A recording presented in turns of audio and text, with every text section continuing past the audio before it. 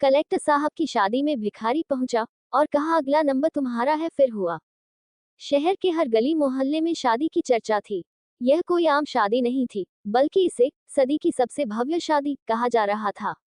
शादी का आयोजन शहर के सबसे बड़े और महंगे मैरिज हॉल में किया गया था, जिसे दूर से देखने पर ही यह महसूस होता था कि यह कोई शाही महल है।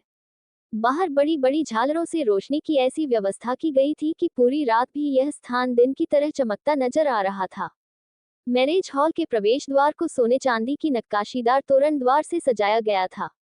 जब मेहमान गेट से अंदर प्रवेश कर रहे थे, तो फूलों की बारिश की जा रही थी। गुलाब, रजनीगंधा और मोगरे की भीनी भीनी खुशबू हवा में घुली हुई थी। पूरे आयोजन स्थल पर एक से बढ़कर एक महंगे विदेशी फूलों से सजावट की गई थी, जो शादी को और भी भव्य बना रहे थे। विशाल मंच को एक भव्य राजा महाराजा के दरबार की तरह बनाया गया था। चारों ओर मखमली पर्दे लटकाए गए थे और उन पर सुनहरी कढ़ाई की गई थी। लाल कालीन बिछाए गए थे, जिन पर चलते हुए हर मेहमान को मानो किसी राजसी सभा में प्रवेश करने का अनुभव हो रहा था। शादी के हर पल को यादगार बनाने के लिए हॉल के चारों ओर बड़े बड़े एलईडी स्क्रीन लगाए गए थे, जिन पर शादी के हर रस्म को लाइव दिखाया जा रहा था। मीडिया और प्रेस के लोग भी इस भव्य आयोजन की कवरेज करने के लिए वहां मौजूद थे। बाहर पार्किंग एरिया में एक से बढ़कर एक महंगी गाड़ियां खड़ी थी। BMW, ऑडी, मर्सिडीज जैसी गाड़ियां इस बात का प्रमाण दे रही थी कि यह शादी किसी आम इंसान की नहीं, बल्कि एक बड़े व्यक्ति की थी। इस शाही शादी का दूल्हा कोई और नहीं, बल्कि जिले के सबसे बड़े प्रशासनिक अधिकारी कलेक्टर आदित्य वर्मा थे। उनकी गिनती राज्य के सबसे योग्य, ईमानदार और मेहनती अफसरों में होती थी। लेकिन उनकी यह सफलता किसी विरासत में नहीं मिली थी, बल्कि उन्होंने इसे कठिन संघर्ष और अथक परिश्रम से अर्जित किया था। आदित्य वर्मा का जन्म एक गरीब परिवार में हुआ था। उनके पिता गांव में एक साधारण किसान थे और माता गृहिणी। बचपन में उनका परिवार आर्थिक तंगी से गुजर रहा था। उनके पास पढ़ाई के लिए अच्छे संसाधन नहीं थे, लेकिन उनके अंदर ज्ञान पाने की अदम्य जिज्ञासा थी। वे रात के अंधेरे में लालटेन की रोशनी में पढ़ते थे। जब उनके दोस्त खेलते थे, तब वे किताबों में डूबे रहते थे। जब उन्होंने IAS बनने की ठानी, तो उनके पास कोई महंगे कोचिंग सेंटर जाने का साधन नहीं था। उन्होंने खुद से पढ़ाई की, पुरानी किताबों से ज्ञान अर्जित किया और अपनी कड़ी मेहनत के दम पर देश की सबसे कठिन परीक्षा पास कर कलेक्टर बनने का सपना पूरा किया। उनकी सफलता की कहानी पूरे शहर के युवाओं के लिए प्रेरणा का स्रोत बन गई थी। आज, जब उनकी शादी हो रही थी, तो पूरा शहर इस पल का गवाह बनने के लिए उत्साहित था। दूल्हे की तरह ही दुल्हन भी किसी साधारण परिवार से नहीं थी। उनका नाम संस्कृति मेहता था और वे भी सरकारी सेवा में अधिकारी थी। वह न केवल बेहद खूबसूरत थी, बल्कि उनकी बुद्धिमानी और व्यक्तित्व भी लाजवाब था। संस्कृति का परिवार एक प्रतिष्ठित परिवार था। उनके पिता एक उच्च पदस्थ सरकारी अधिकारी थे और माता एक प्रोफेसर थी। बचपन से ही संस्कृति शिक्षा और संस्कारों से भरपूर वातावरण में पली बड़ी थी। उन्हें किताबें पढ़ने और समाज सेवा का बेहद शौक था। संस्कृति और आदित्य की पहली मुलाकात एक सरकारी कार्यशाला में हुई थी। वहां दोनों ने समाज में बदलाव लाने के अपने विचार साझा किए थे। धीरे धीरे दोनों की बातचीत बढ़ी और दोनों ने महसूस किया कि उनके विचार और जीवन के प्रति दृष्टिकोण बहुत मिलते जुलते हैं। संस्कृति ने भी कड़ी मेहनत से अपनी पढ़ाई पूरी की थी और प्रशासनिक सेवा में आकर महिलाओं के उत्थान के लिए कई महत्वपूर्ण कार्य किए थे। वे आदित्य के लिए केवल एक जीवन साथी नहीं, बल्कि उनकी प्रेरणा और शक्ति थी। उनकी शादी न केवल दो व्यक्तियों का मिलन थी, बल्कि यह ईमानदारी, मेहनत और सच्ची लगन से मिली सफलता का संगम भी थी। यह शादी किसी महल में होने वाले राजसी विवाह से कम नहीं थी। इस आयोजन में पूरे राज्य के नामी गिरामी लोग शामिल हो रहे थे। शहर के बड़े बड़े राजनेता, उद्योगपति, उच्च अधिकारी, पुलिस अफसर, न्यायाधीश, फिल्मी हस्तियां और कई बड़े प्रतिष्ठित लोग इस समारोह में अपनी उपस्थिति दर्ज करा रहे थे। शादी की शुरुआत भव्य बारात से हुई। आदित्य एक शानदार घोड़े पर सवार होकर बारात में शामिल हुए। बैंड बाजे की धुन पर उनके दोस्त, रिश्तेदार और अधिकारी झूम झूम कर नाच रहे थे। सड़कें दूल्हे की बारात देखने के लिए खचाखच भरी थीं। लोग छतों और बालकनियों से फूल बरसा रहे थे।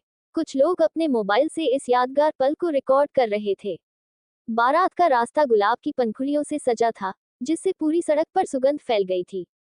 जब बारात मैरिज हॉल पहुंची, तो दुल्हन पक्ष ने पारंपरिक रीति रिवाजों से बारातियों का स्वागत किया। दुल्हन पक्ष के लोगों ने दूल्हे और उनके परिवार वालों को फूलों की माला पहनाई और मिठाइयां खिलाईं। मैरिज हॉल के अंदर हर चीज पर बारीकी से ध्यान दिया गया था। मेहमानों के लिए 300 से अधिक प्रकार के व्यंजन तैयार किए गए थे, जिनमें भारतीय, चाइनीज, कॉन्टिनेंटल, इटालियन और देसी स्ट्रीट फूड भी शामिल थे। मेहमान स्वादिष्ट भोजन का आनंद ले रहे थे और शादी की भव्यता की प्रशंसा कर रहे थे। संगीत की मधुर धुनों के बीच विवाह की रस्में शुरू हुईं। जयमाल के दौरान आदित्य और संस्कृति ने एक दूसरे को माला पहनाई और पूरा हॉल तालियों और हर्षध्वनि से गूंज उठा। धीरे धीरे 7 फेरों का समय आया। पवित्र अग्नि के सामने आदित्य और संस्कृति ने 7 वचन लिए। पंडित जी के मंत्रों के उच्चारण के साथ यह शुभ कार्य संपन्न हुआ। शादी के दौरान आदित्य के चेहरे पर चमक थी, लेकिन उन्हें क्या पता था कि कुछ ही पल में एक अचानक आया मेहमान पूरी शादी का माहौल बदल देगा। शादी का माहौल पूरे जोश और उमंग से भरा हुआ था। अंदर संगीत की मधुर धुन बज रही थी, मेहमान स्वादिष्ट व्यंजनों का आनंद ले रहे थे और स्टेज पर वर वधू की तस्वीरें खिंचवाई जा रही थी। लेकिन इसी बीच दरवाजे पर एक अजनबी व्यक्ति आकर खड़ा हो गया। वह एक बूढ़ा भिखारी था। उसके कपड़े जर्जर, जगह जगह से फटे हुए थे। पैरों में टूटी हुई चप्पलें थीं, जिन पर मिट्टी जमी हुई थी।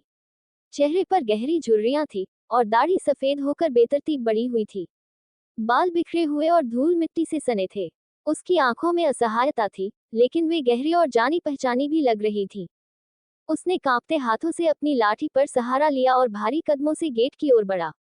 उसकी आंखों में एक गहरी बेचैनी थी, मानो वह किसी खास व्यक्ति से मिलने आया हो। मैरिज हॉल की सुरक्षा कड़ी थी। बाहर कई गार्ड्स तैनात थे, जो हर आने जाने वाले पर नजर रख रहे थे। जैसे ही उन्होंने उस मैले कुचले व्यक्ति को गेट पर देखा, तुरंत ही उसे रोक लिया। रुको, कहाँ जा रहे हो? एक गार्ड ने सख्त आवाज में कहा। बूढ़े ने धीमी आवाज में कहा, मुझे दूल्हे से मिलना है। गार्ड्स ने उसे घूरते हुए देखा।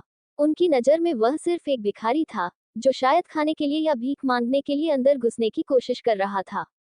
यह कोई धर्मशाला नहीं है, यहाँ से चले जाओ, एक गार्ड ने सख्ती से कहा। लेकिन बूढ़े आदमी ने सिर उठाकर फिर कहा, बस एक बार, मुझे आदित्य से मिलना है। गार्ड्स ने उसे धक्का देकर बाहर निकालने की कोशिश की, लेकिन तभी कुछ मेहमानों की नजर इस घटना पर पड़ी। देखते ही देखते वहां भीड़ इकट्ठा होने लगी। लोग फुसफुसाने लगे, ये भिखारी यहाँ क्या कर रहा है?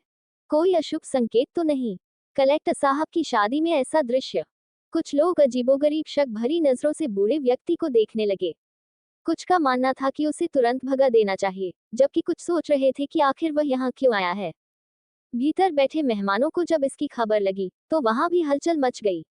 माहौल में अचानक एक बेचैनी और रहस्य घुल गया था। जब आदित्य को इस घटना की जानकारी दी गई, तो वे चौंक गए। एक बूढ़ा व्यक्ति उनसे मिलना चाहता है, वह भी उनकी शादी के दौरान।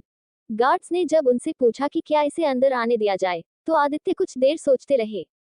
फिर उन्होंने धीरे से कहा, उसे अंदर आने दो। उनका आदेश सुनकर हॉल में एक सन्नाटा छा गया। लोग हैरान थे, कलेक्टर साहब इस भिखारी से क्यों मिलना चाहते हैं? क्या वे इसे जानते हैं? जैसे ही गार्ड्स ने उसे रास्ता दिया, वह वृद्ध धीमे धीमे लड़खड़ाते कदमों से अंदर आया। उसकी चाल धीमी थी, लेकिन उसकी आंखें एकदम स्थिर थीं। वे सीधे दूल्हे को देख रही थीं, मानो वर्षों से किसी खोए हुए चेहरे को खोज रही हों। पूरे हॉल में हलचल मच गई। लोग अपनी कुर्सियों से उठकर उसे देखने लगे। कुछ ने अपने फोन निकाल लिए, तो कुछ एक दूसरे से पूछने लगे, ये कौन है? जब वह स्टेज के पास पहुंचा, तो उसके चेहरे पर एक गहरी पीड़ा झलक रही थी। कांपते होठों से उसने धीमे लेकिन ठहराव भरी आवाज में कहा, अगला नंबर तुम्हारा है। पूरे हॉल में सन्नाटा छा गया। सभी की सांसें थम गईं। संगीत बंद हो गया। कैमरे, रोशनी, सब कुछ मानो स्थिर हो गया हो। यह क्या कह दिया इसने? क्या ये कोई अपशकुन है? क्या कलेक्टर साहब के साथ कुछ अनहोनी होने वाली है? दुल्हन संस्कृति के चेहरे पर घबराहट थी। मेहमानों के चेहरे पर डर और जिज्ञासा का मिश्रण था। लेकिन सबसे ज्यादा सन्नाटा अगर किसी के चेहरे पर था, तो वह आदित्य वर्मा थे। आदित्य की आंखें चौड़ी हो गईं। उनके चेहरे की सारी चमक एक पल में उड़ गई। उनके होंठ कांपने लगे और उन्होंने धीरे से फुसफुसाते हुए कहा, तुम, मोहन। लोगों की कानाफूसी तेज हो गई। यह मोहन कौन है? कलेक्टर साहब इस भिखारी को कैसे जानते हैं? कुछ लोग आदित्य के हाव भाव को गौर से देख रहे थे। ऐसा लग रहा था मानो किसी भूले बिसरे अतीत की परछाई उनके सामने आ गई हो। मोहन ने दर्द भरी आवाज में कहा, हाँ, मैं मोहन हूँ। उसकी आंखों में आंसू थे। उसने कांपते हुए कहा, क्या तुम्हें याद है, जब हम छोटे थे, तो साथ पढ़ते थे? आदित्य के दिल में एक झटका लगा। उनका अतीत बिजली की तरह उनकी आंखों के सामने कौंध गया। मोहन ने आगे कहा, हम दोनों गरीब थे, लेकिन तुमने अपनी मेहनत से आगे बढ़ने का फैसला किया और मैं जिम्मेदारियों में फंस गया। मेरा सब कुछ छिन गया। मैंने तुमसे मदद मांगने की कोशिश की, लेकिन तुम्हारे घर के दरवाजे मेरे लिए बंद थे। आदित्य की आंखों में कुछ नमी झलकने लगी। मोहन की आंखें छलक आईं। उसने कहा, आज मैं इस हालत में हूँ, लेकिन मैंने सोचा कि तुम्हें एक आखिरी बार देखने आऊंगा। शादी की चमक धमक के बीच ये पल मानो किसी फिल्म के क्लाइमैक्स की तरह था। आदित्य अपनी जगह खड़े रहे, लेकिन उनके भीतर कुछ टूट रहा था। क्या सच में मैं ही इसका दोषी हूँ? आदित्य अब भी सदमे में थे। उनके दिमाग में मोहन के शब्द गूंज रहे थे। अगला नंबर तुम्हारा है। चारों ओर सन्नाटा था। मेहमान, रिश्तेदार और स्टाफ सब जड़ होकर यह नजारा देख रहे थे। आदित्य ने धीरे से, कांपती आवाज में पूछा, पर तुमने ये क्यों कहा, मोहन? मोहन ने गहरी सांस ली। उसकी आंखों में बीते सालों की थकान और वेदना झलक रही थी। उसने बहुत धीमे और ठहराव भरी आवाज में जवाब दिया, क्योंकि ये दुनिया किसी की नहीं होती। जिस तरह मैं बर्बाद हुआ, कल तुम्हारे साथ भी ऐसा हो सकता है। सफलता स्थायी नहीं होती। हॉल में बैठे अमीर और प्रतिष्ठित मेहमान अब भी अपनी कुर्सियों पर सिमट गए थे। मोहन की बातों ने कई लोगों के दिलों में चोट की थी। मोहन ने आगे कहा, हम बचपन में दोस्त थे, एक दूसरे के साथ पढ़ते थे। हम दोनों गरीब थे, लेकिन हमने बड़े सपने देखे थे। तुम आगे बढ़ गए, लेकिन मैं रास्ते में ही छूट गया। यह मत सोचो कि तुम हमेशा ऊपर रहोगे। दुनिया की ऊंचाइयां स्थायी नहीं होती। एक झटका और सब बदल सकता है। आदित्य की आंखें विस्तार से खुली। वह अब भी इस पल को समझने की कोशिश कर रहे थे। मोहन के शब्दों ने आदित्य के दिल की गहराइयों को छू लिया। उनके भीतर पछतावे और अपराध बोध का एक तूफान उमड़ पड़ा। उनकी आंखों में पानी भर आया। उन्होंने धीमे धीमे कदम बढ़ाए और बिना किसी झिझक के, बिना किसी परवाह के। पूरे हॉल में सन्नाटा छा गया। लोगों की आंखें भीग गईं। ये वही कलेक्टर साहब थे, जिनकी प्रतिष्ठा, पद और गरिमा की चर्चा पूरे शहर में थी। लेकिन इस वक्त वे किसी कलेक्टर की तरह नहीं, बल्कि एक सच्चे इंसान की तरह मोहन को अपनी बाहों में समेटे खड़े थे। मोहन की आंखें भी डगमगा गईं। उसने धीमे से कहा, आदित्य, मैंने कभी नहीं सोचा था कि तुम मुझे गले लगाओगे। मैं तो बस तुम्हें देखने आया था।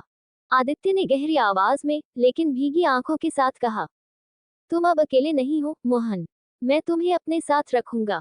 ये सुनकर मेहमानों के चेहरे पर अद्भुत भावनाएं उभर आईं। कुछ की आंखों में सम्मान था, कुछ के चेहरे पर संतोष। रिश्तेदारों में कानाफूसी शुरू हो गई। कलेक्टर साहब की ये दरियादिली देखी। सच में, आदित्य अब भी वैसे ही नेकदिल हैं। दुल्हन संस्कृति ने भी अपने पति की ओर देखा और उनके चेहरे पर गर्व झलकने लगा। मोहन की आंखों से अश्रुधारा बह निकली। वह कुछ नहीं कह पाया, बस एक शब्द निकला, धन्यवाद। शादी के बाद, जब आदित्य और संस्कृति ने अपना गृहस्थ जीवन शुरू किया, तो उन्होंने सबसे पहला काम ये किया कि मोहन को अपने साथ घर ले आए। मोहन अब किसी चौराहे पर भीख मांगने वाला भिखारी नहीं था। आदित्य ने उसके लिए एक नौकरी की व्यवस्था करवाई। उन्होंने सुनिश्चित किया कि मोहन सम्मानपूर्वक जीवन व्यतीत करे। धीरे धीरे मोहन ने भी अपना आत्मविश्वास वापस पाया।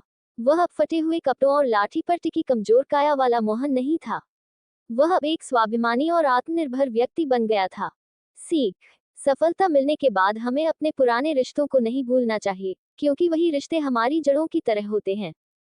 धन और पद केवल अस्थायी हैं, लेकिन सच्ची दोस्ती और इंसानियत अमर रहती है। किसी इंसान की असली पहचान उसकी उपलब्धियों से नहीं, बल्कि उसके व्यवहार और संवेदनशीलता से होती है। जो लोग कठिन समय में आपके साथ खड़े थे, उन्हें अच्छे समय में भी याद रखना चाहिए।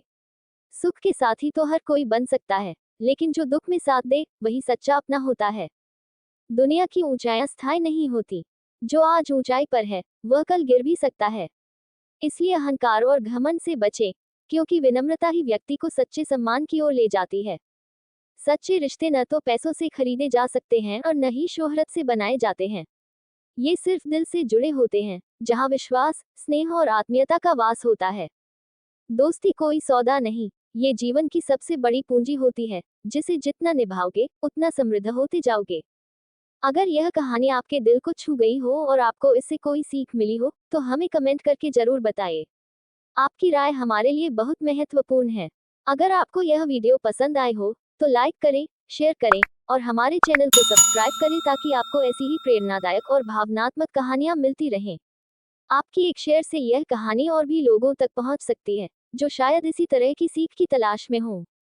धन्यवाद।